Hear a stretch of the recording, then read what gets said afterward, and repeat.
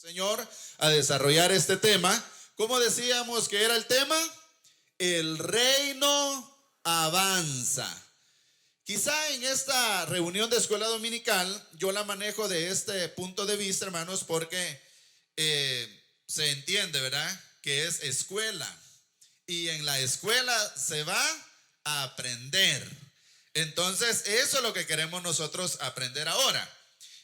El desarrollo del tema para poder aplicarlo a nuestra vida. El reino avanza. A veces se me hace un poco incómodo estar volteando a ver hacia allá porque no tenemos un apuntador o un puntero para ir cambiando. Entonces nos vamos a ir ajustando todos esos detalles, hermano, pero espero que los hermanos allá nos puedan estar poniendo o colocando las diapositivas. Y en la grabación también no se ve muy bien así, que estar volteando a ver hacia la pared o la pantalla. Entonces por ahí nos vamos a ir acomodando, hermano, para ir proyectando. Muy bien. El libro de los Hechos presenta el ascenso de Jesús, el derramamiento del Espíritu Santo y la expansión del Evangelio de Jerusalén hasta Roma. Esto es, hermano, en un resumen general de lo que realmente representa el libro de los Hechos para nosotros. Es decir, que entre los temas principales que desarrolla está lo que es el ascenso de Jesús, o sea, cuando Jesús ya resucitado va al cielo, o sea, sube, el derramamiento del Espíritu Santo a partir del capítulo 2 en adelante, y posteriormente, hermano, lo que es la expansión del Evangelio de Jerusalén hasta Roma.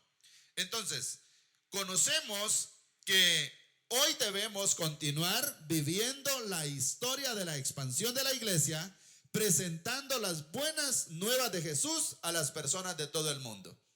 Es decir, hermanos, que a partir del trabajo que el apóstol Pablo hizo desde Jerusalén hasta Roma.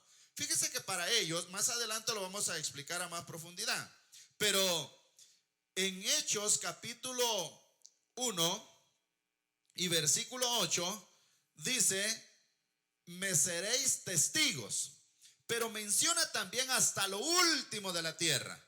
Para ellos, en el contexto donde en ese momento estaban, para ellos significaba llevar el evangelio hasta Roma, en el contexto de ellos.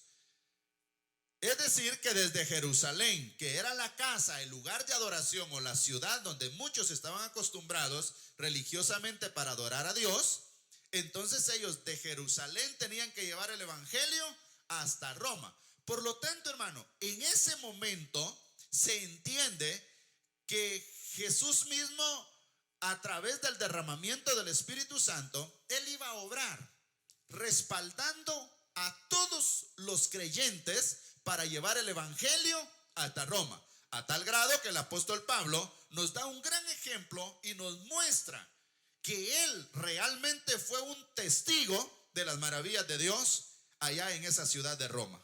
Porque era una ciudad bien complicada para llevar el evangelio de nuestro Señor Jesucristo. Entonces, hermano, ahora nosotros, en nuestro contexto, en nuestra vida actual, ¿qué es lo que hace el Espíritu Santo? Él nos capacita a todos los creyentes para cumplir con esta tarea. Eso es lo que hace el Espíritu Santo para hoy en día. Entonces, veamos el primer tema o el primer punto. ¿Cómo dice? Los creyentes reciben poder para testificar. El Espíritu es prometido y recibido, según Hechos capítulo 1 versículo 4. Seguimos. Jesús les dijo que esperaran en Jerusalén el bautismo en el Espíritu Santo que se les había prometido. Esas ya fueron instrucciones. Entonces, qué bonito, hermanos, es saber y llegar a comprender las instrucciones también que la palabra de Dios nos declara a cada creyente. Y yo le hago una pregunta. ¿Le gusta a usted ser instruido, hermano?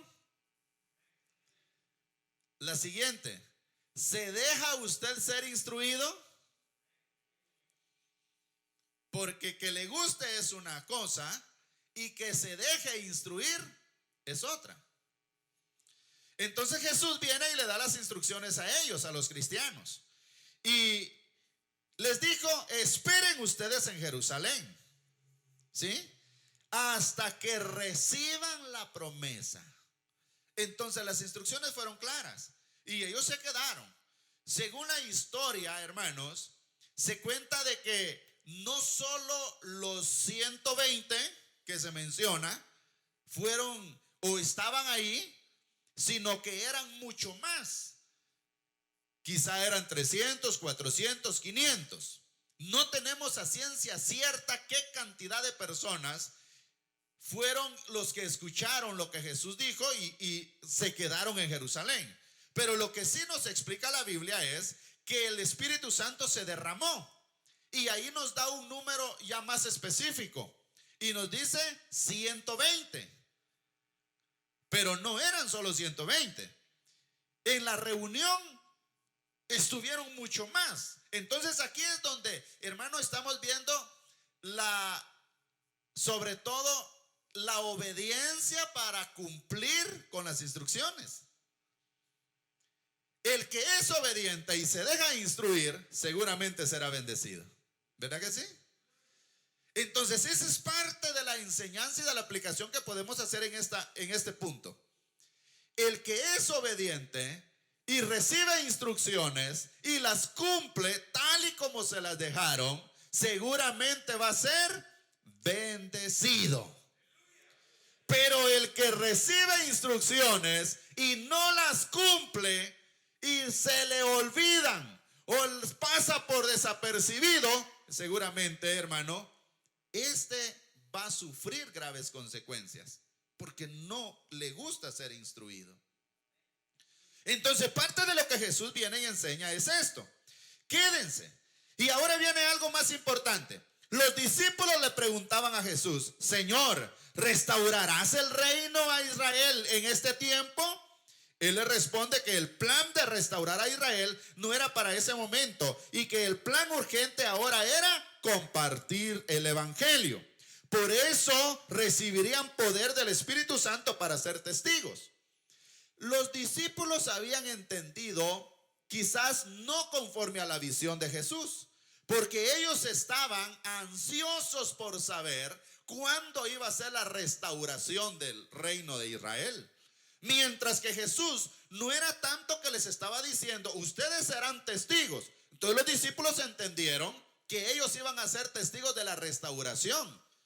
Pero Jesús no les dijo así. Jesús, cuando les mencionó y les dijo, ustedes serán testigos, les estaba dando a entender, recibirán poder, pero para llevar mi palabra hasta los confines de la tierra. O sea, esa era la parte cuando les dice serán testigos. Testigos de las maravillas, testigos de las conversiones, testigos de los milagros, testigos, hermano, de todo lo que Dios mismo iba a hacer, donde fueran predicando la palabra de Dios. ¿Y qué experiencia maravillosa recibieron ellos? Recibieron poder. Los discípulos recibieron esa promesa. Los creyentes recibieron esa promesa.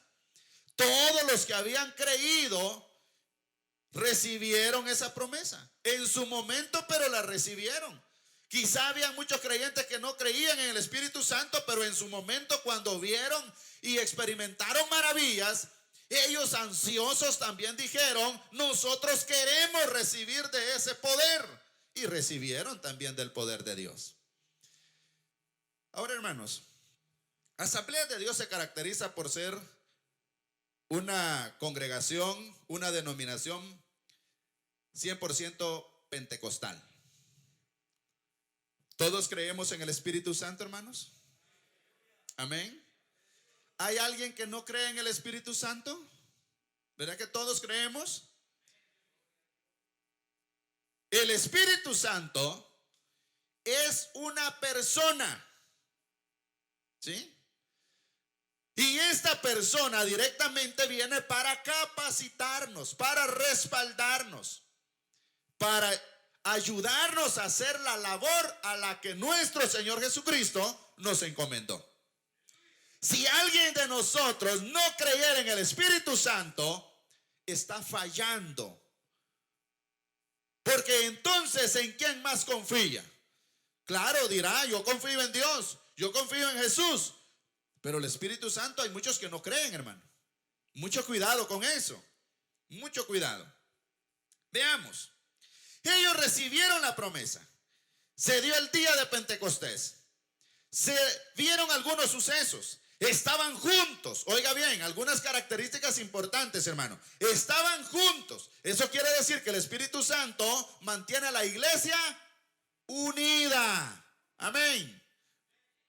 Donde está el Espíritu Santo mantiene una iglesia unida, hermano. Vayamos evaluándonos nosotros.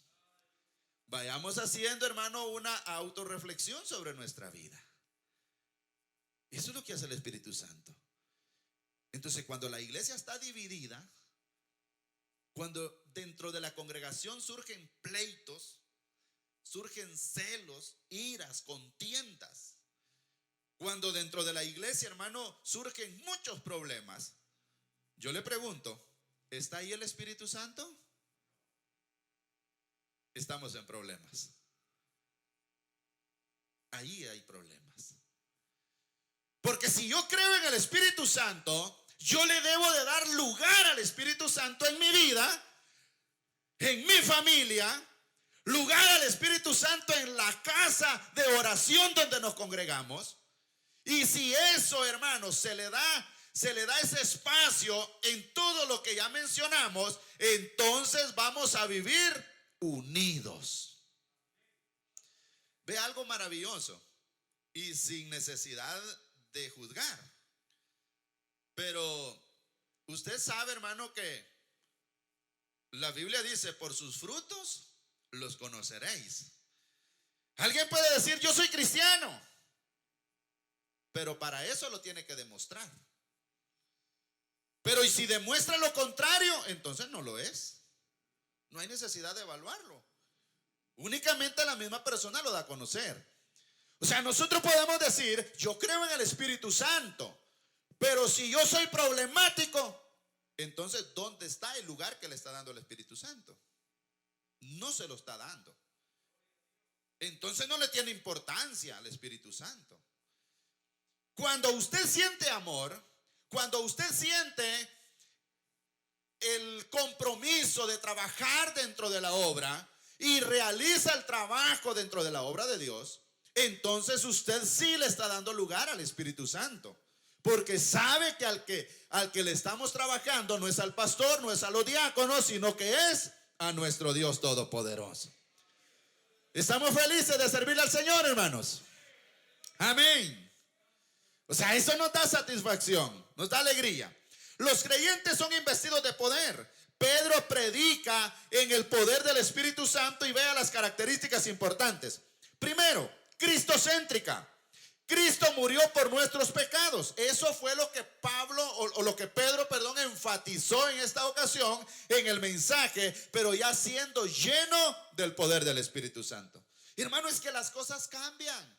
Cuando nosotros le damos lugar al Espíritu Santo en nuestra vida, vamos a ver cosas extraordinarias.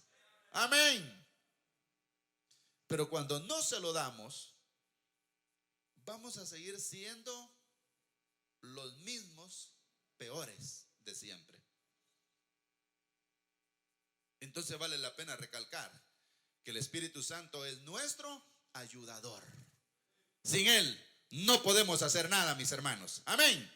El apóstol Pedro demostró que su predicación cristocéntrica produjo convicción, afirmó la vigencia de esa promesa y llamó a la salvación y trajo resultados. Y entre los resultados de lo que él hizo después de ser lleno del Espíritu Santo, dice la Biblia que se convirtieron en su mensaje 3,000 almas.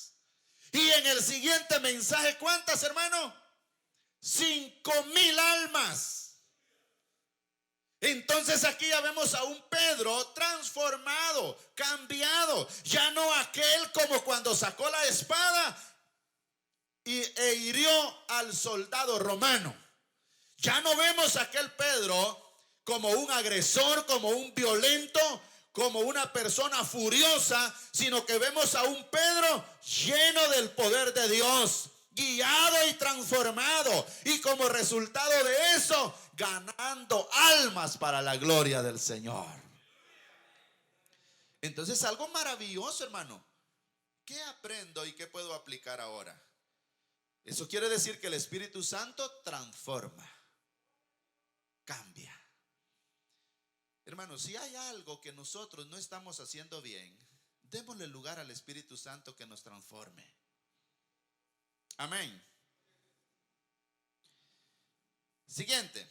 Pedro y Juan presentan la verdad del Evangelio sin dudas. Ellos estaban seguros. Y eso es lo que hace el Espíritu Santo, hermano. Cuando el Espíritu Santo está con nosotros, nos vamos a ir con seguridad, creyendo en Dios, que Dios va a hacer la obra. Amén.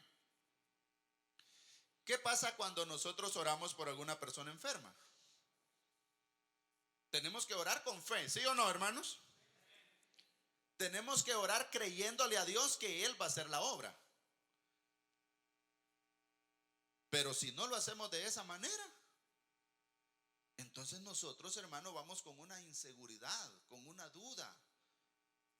O sea, no vamos tan convencidos de lo que vamos a hacer. Pero cuando el Espíritu Santo está con nosotros, ocurren cosas maravillosas. Amén.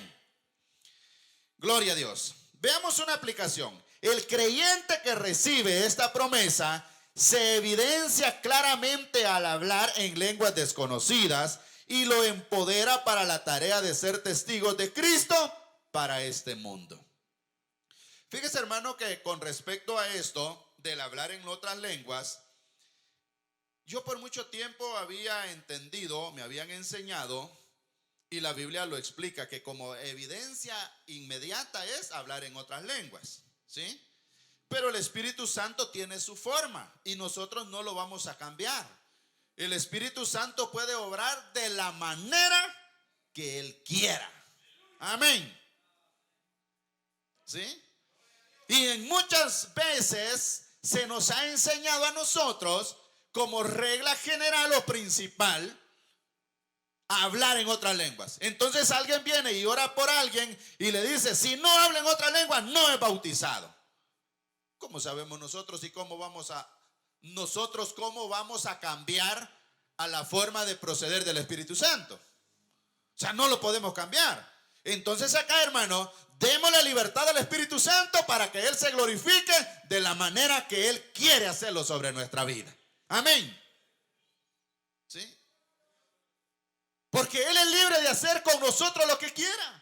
Una vez usted crea, una vez tenga fe, una vez esté convencido, una vez usted sea redimido, hermano, con la sangre del Cordero, usted ya está listo y dispuesto para ser usado, lleno y fortalecido con el poder del Espíritu Santo. Amén.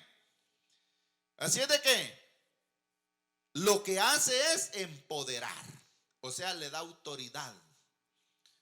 ¿Cuántos saben que tienen autoridad de Dios sobre sus vidas? Amén. Estamos seguros, hermano, que tenemos autoridad de Dios para actuar, para orar, para predicar. Tenemos autoridad de Dios sobre nuestras vidas. Y qué maravilloso es saber esto, hermano. Así es de que cuando a usted lo llamen de emergencia y le diga, hermano, venga, ayúdeme a orar porque aquí hay un poseído, pues usted vaya en el nombre de Jesús, porque usted tiene poder, tiene autoridad, hermano, de parte de Dios. No vaya a decir usted, ay, llamen a los diáconos. Fíjese que yo ahorita no puedo, el carro no me arranca, yo no tengo tiempo. Porque a veces en situaciones así, hermano, de luchas y guerras espirituales, nadie quiere acompañar. Pero cuando usted está convencido que tiene poder y autoridad, usted va a ir. Usted puede, usted va. Y si no puede, dice, pues yo aquí voy a doblar mis rodillas, yo aquí voy a estar clamando y voy a estar en oración también para que Dios lo respalde. Amén. Veamos. Punto número 2. Perseguidos y en crecimiento. La iglesia se dispersa para crecer. Y aquí hay una parte importante que debemos de entender, hermano. Fíjese que a mí, como pastor, yo lo he visto desde este punto de vista. A mí me preocupa cuando la iglesia no evangeliza. A mí me preocupa cuando la iglesia ya no quiere trabajar. O sea, en otras palabras, se acomoda al lugar donde viene, donde está. Eso preocupa. Porque ¿sabe qué es lo que necesita una iglesia acomodada y despreocupada y que ya no quiere hacer nada? Lo que necesita entonces es una persecución. ¿Qué va a pasar si hubiera una persecución? ¿Qué le pasó a la iglesia en Jerusalén? ¿Ya vio? Se dispersaron. La iglesia en Jerusalén, hermano, fue perseguida, fue amenazada. ¿Y eso quién lo permitió? Eso Dios lo permitió. Por eso desde antes Jesús les dio instrucciones y les dijo: quédense en Jerusalén, porque Él sí sabía lo que se iba a venir para ellos. Porque Él sí sabía cómo estaba la iglesia, los creyentes, acomodados. Otros ya de tanto acomodamiento, peleándose, discutiéndose. Mira, hermano. Otros peleándose cargos, peleándose puestos dentro de la congregación. Entonces sí había necesidad y Jesús lo sabía bien y los instruyó para que ellos fueran revestidos del poder de Dios. Porque lo que se iba a venir no era, hermano, una simple prueba que de 2 o 3 días y eso iba a pasar. Eso pasó por años. Entonces la iglesia se acomodó. Ya no querían evangelizar. Hermanos, eso me preocupa. Cuando la iglesia se acomoda y ya no quiere trabajar. Eso quiere decir que estamos prontos en cualquier momento a tener una persecución directamente contra la iglesia evangélica. Ellos se esparcieron y cada uno donde iba, ¿qué iba haciendo? Predicando la palabra de Dios. Cuando no querían hacer nada, cada uno sálvese como Dios le ayude, pero iba predicando la palabra de Dios. Y ellos no solo iban predicando, sino que junto con ellos, hermano, iba acompañado de milagros. La gloria de Dios iba con ellos. Eso es lo que tenemos nosotros que analizar, hermano. Entonces, lo que tenemos que hacer hoy en día es hacer la labor evangelística. Ganemos alma para Cristo, hermano. Ganemos las almas para Cristo.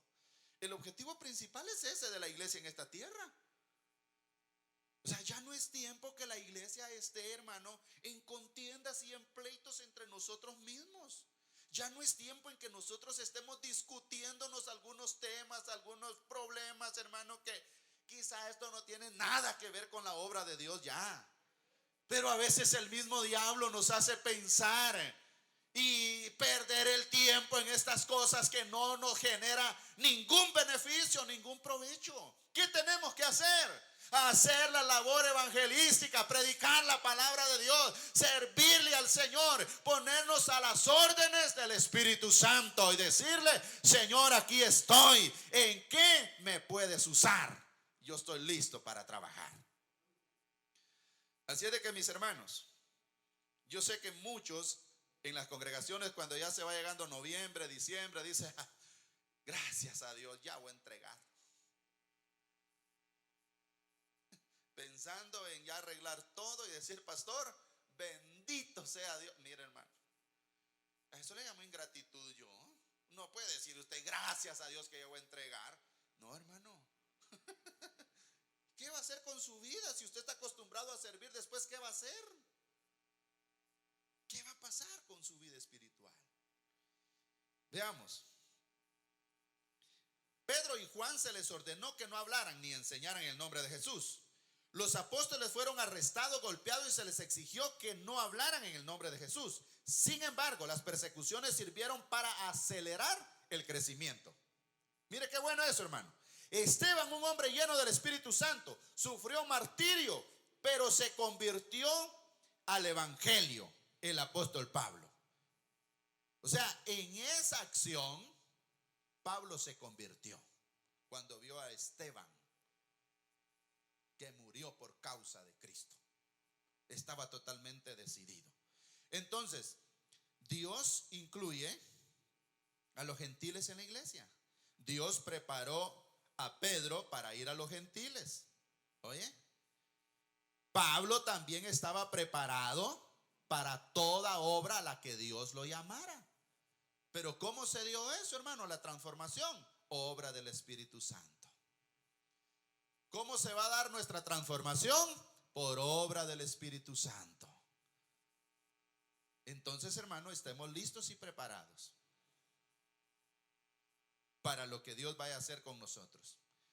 El año 2020, este año, en este tiempo en el que estamos, le pregunto, ¿fue igual que el 2019? ¿El 19 fue igual que el 2018? No. ¿Se da cuenta que del 2000 para acá se ha venido complicando la situación con la iglesia cristiana? ¿Sí? Yo sé que anteriormente hubieron otras situaciones más difíciles, pero hoy en día, hermano, la iglesia ha ido creciendo, pero muchas veces se ha ido acomodando. Entonces, en cualquier momento puede suceder algo peor de lo que hemos estado pasando. Y aquí es donde nosotros venimos y nos preguntamos, ¿estamos listos y preparados para lo que venga? ¿Realmente seremos testigos predicando la palabra de Dios? Son respuestas que cada uno debe de ir tomando en cuenta, hermano. Veamos el punto número 3. En todo el mundo, Pablo sigue la dirección del Espíritu. El Espíritu Santo lo dirigió a predicar el Evangelio a Macedonia. A partir de acá, hermano, ¿quién fue el guía de todos los predicadores? El Espíritu Santo. Iba Pablo, iba Pedro, iba Silas, iba Timoteo, iban todos los predicadores que se mencionan en la iglesia primitiva. ¿Quién era el guía? El Espíritu Santo. Eso es lo que tenemos que tomar en cuenta hoy en día, hermano. Yo sé que muchos predicadores se van a levantar, se han levantado y se pueden levantar. Pero una de las claves de la vida espiritual, y usted como sabio debe de saber que un predicador debe ser guiado por el poder del Espíritu Santo, no por las emociones. Porque usted sabe que hoy, hermano, hasta se estudian algunas terapias. Hoy se estudia psicología, hoy se estudia un montón, hermano, de ciencias que se han inventado por habido y por haber y por inventarse, con la idea de manipular el pensamiento de los seres humanos. ¿Oye? Y muchos lo que quieren es cantidad. Muchos lo que quieren es abarcar, ganar, y ellos hacen pensar y creer a la gente que ellos son guiados por el Espíritu Santo, pero sus frutos dicen lo contrario. Entonces hay que tener mucho cuidado hoy en día, hermano. Y yo sé que la ciudad se presta para este tipo de cosas. Tengamos cuidado. Usted tiene que permanecer en lo que la palabra de Dios le enseña y le orienta. Amén. Entonces, hermano, el Espíritu Santo empoderó a Pablo para ministrar durante 1 año y medio en Corinto. El Señor ahuyentó sus miedos y estaba obrando gloriosamente en ese lugar. Donde ellos iban, el Espíritu Santo los respaldaba. Vea qué bonito eso. ¿Cuánto les gustaría tener una vida así, hermano? Amén. Gloria a Dios por ello. Donde ellos iban, el Espíritu Santo los respaldaba. Y eso es algo maravilloso.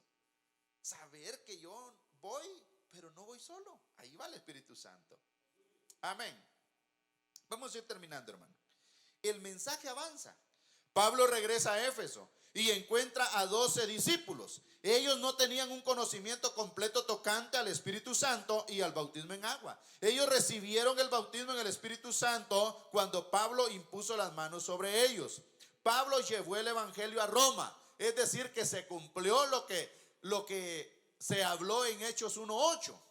Oye, y me seréis testigos en Jerusalén, Judea, Samaria y hasta lo último de la tierra. Entonces acá en el contexto que Pablo estaba recibiendo de Jerusalén, acá la misión de Pablo era llevar el evangelio de Jesucristo hasta Roma, hasta ese lugar donde estuvo encarcelado. Aunque es cierto, él vivió y estuvo en una casa apartado, alquilada, pero él desde ahí, aún en la condición en la que se encontraba, él seguía predicando la palabra de Dios. Es decir, llevando el mensaje de salvación. Entonces, mis hermanos, nosotros hasta hoy en día, y voy a ir finalizando, seamos sensibles a la dirección del Espíritu Santo para que el plan de Dios continúe avanzando hasta los confines de la tierra. Pero ¿qué hacer nosotros para llevar el mensaje de la palabra de Dios? Lo que tenemos que hacer, hermano, es tener voluntad de poder hacerlo. Yo sé que usted puede. Todos podemos. O sea, hay muchos medios. Lo que necesitamos es voluntad, porque el Espíritu Santo está dispuesto a respaldarnos siempre. Seamos sensibles a la dirección del Espíritu Santo para que el plan de Dios continúe avanzando hasta los confines de la tierra y que se siga moviendo su poder. Amén.